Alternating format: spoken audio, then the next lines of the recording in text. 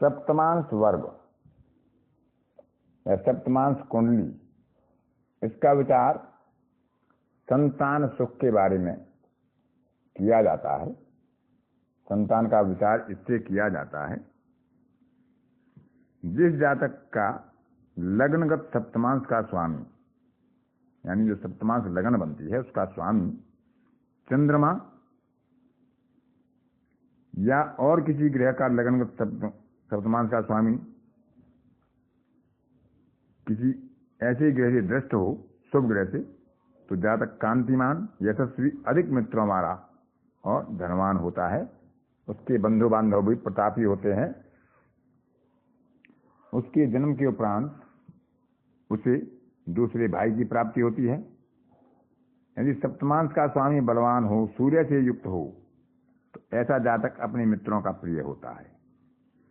यदि सप्तमांश का स्वामी अपने ही घर में हो, उच्च का हो या अपने ही वर्ग में हो, तो जातक और उसके बंधुगण राजपूज्य, राज्यमान्य, राज्य से लाभ करने वाले, सब कार्यों से धन प्राप्त करने वाले होते हैं।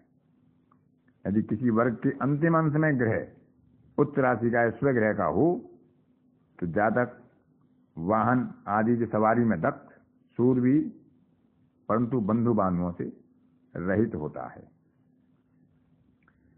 भाई बहनों के बारे में भी इसमें बताते हैं कि सप्तमांश से तीसरे घर में, जो सप्तमांश लगन है उससे तीसरे घर में पुरुष ग्रहों का वर्चस्व हो, तो ऐसे जातक के बाद उसको छोटे भाई की प्राप्ति होती है, यानी उसके बाद उसका भाई पैदा होता है। यदि वहां पर सूर्य को छोड़कर कोई ग्रह नीच हो, तो उसे भाइयों की चिंता बनी रहती है। लेकिन यदि उस तीसरे घर में शुक्र, बुध, चंद्रमा ऐसे स्त्री ग्रह हों, तो ऐसा जातक धनवान होगा और उसके बाद बहन का जन्म होगा। कोई नीच ग्रह लगन सप्तमांश से तीसरे घर में पड़ा होता है, तो जातक आजीविका में बाधा प्राप्त करता है। ज्योतिषकारों का मत है कि उसे दूसरों को पराश्रित या भिक्षावृत्ति से अपनी आजीविका चलानी पड़ती है। संतान के बारे में जब हम विचार करते हैं, तो यदि सप्तमांश लगन का स्वामी पुरुष ग्रह है और वह बलवान है जन्म कुंडली में, तो जातक को पुत्र संतान की अधिकता होती है। यदि सप्तमांश लगन का स्वामी स्त्री ग्रह है, तो जातक को कन्या संतान की अधिकता रहती है। लेकिन इसमें लगन के स्वामी को भी उसी प्रकार की राशि में होना चाहिए। जैसे विषम लगन बनी, पुरुष ग्रह की लगन बनी, और उसका स्वामी भी पुरुष राशि में ही हो। इसी प्रकार सम लगन बनी, स्त्री लगन बनी, स्त्री ग्रह उसमें हुए और उसका स्वामी भी स्त्री राशि में ही हो, तब कन्या की अधिकता होती है। यदि सप्तमांश लगन का स्वामी पाप ग्रह हो, पाप ग्रहों के साथ हो, पाप ग्रह की राशि में हो, तो संतान निम्न स्तरीय कार्य करने वाली, कर्म करने वाली होती है। यदि वह उच्च राशि में हो, मित्र राशि में हो, स्वग्रही हो, तो संतान उत्कृष्ट और अच्छे कर्म करने वाली होती है। सप्तमांश लगन का स्वामी शुभ ग्रहों से युक्त होगा, शुभ दृष्टि में होगा, शुभ ग्रहों की राशि में होगा, तो संतान अच्छी होती है, शुभ आचरण करने वाली, सुंदर, सुशील और गुणवान होती है। सप्तमांश लगन का अधिपति या सप्तमांश लगन की राशि यदि छठे आठवें भाव में जाती है, तो संतान बाधा का योग बनाती है। संतान प्राप्ति में बाधा हो सकती है। संतान प्राप्ति के विषय में सप्तमांश लगन को हम इस प्रकार से भी विचार कर सकते हैं कि यदि सप्तमांश लगन हमारी विषम राशि है, 1, 3, 5, 7, 9, 11, तो हम सीधे क्रम में ही उसका विवेचन करेंगे। यदि वहां पर विषम राशि लगन में आई है, वृष आई, कर्क, कन्या, मीन, मकर, वृश्चिक, इस तरह, तो हम विपरीत क्रम में गिनेंगे। यानी कि हम नवम भाव को पंचम मानेंगे और पंचम को हम नवम मानेंगे। तृतीय भाव को हम एकादश मानेंगे, एकादश को तृतीय मानेंगे। यानी विपरीत क्रम से हम गिनती करेंगे।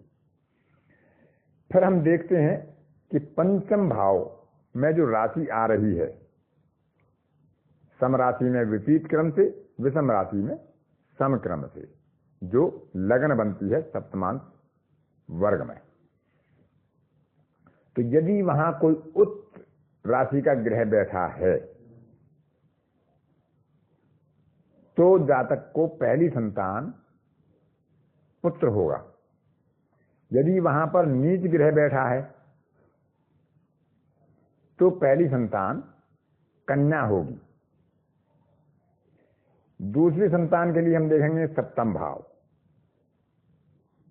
यदि वहां पर उच्च का ग्रह बैठा है तो पुत्र संतान, यदि नीच का ग्रह बैठा है तो कन्या संतान। तीसरे संतान के लिए हम नवम भाव देखेंगे। विचार वही रहेगा, वहां उच्च का ग्रह बैठा है तो पुत्र संतान, नीच राशि का ग्रह बैठा है तो कन्या संतान। अब यह आवश्यक तो नहीं कि हर भाव में उच्च का या नीच का ग्रह बैठे। यदि उच्च का या नीच का ग्रह वहां नहीं बैठा है तो फिर हम विचार करते हैं कि उस राशि का स्वामी किस राशि में बैठा है। तो जहां पर वो बैठा है सप्तमांश वर्ग कुंडली में ही, तो उसके साथ यदि पुरुष ग्रह बैठे हैं तो पुत्र संतान, स्त्री ग्रह बैठे हैं तो कन्या संतान। जैसे मान लीजिए कि किसी का मेष लगन बना सप्तमांश वर्ग में, और दूसरी संतान के लिए हम सप्तम भाव को देखेंगे। सप्तम भाव तुला है, तुला का स्वामी शुक्र है।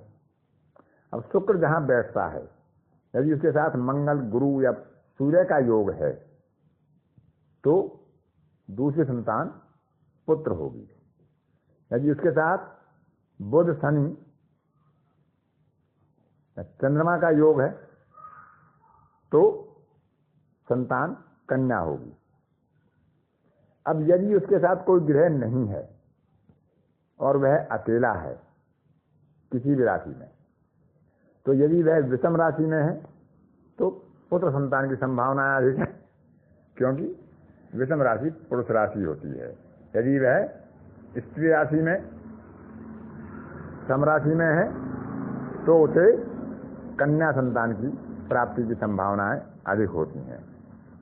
इसमें राहु केतु का जब हम विचार करते हैं तो राहु को स्त्री राशि में और केतु को सम राशि में, पुरुष राशि में या पुरुष ग्रह का विचार करते हैं।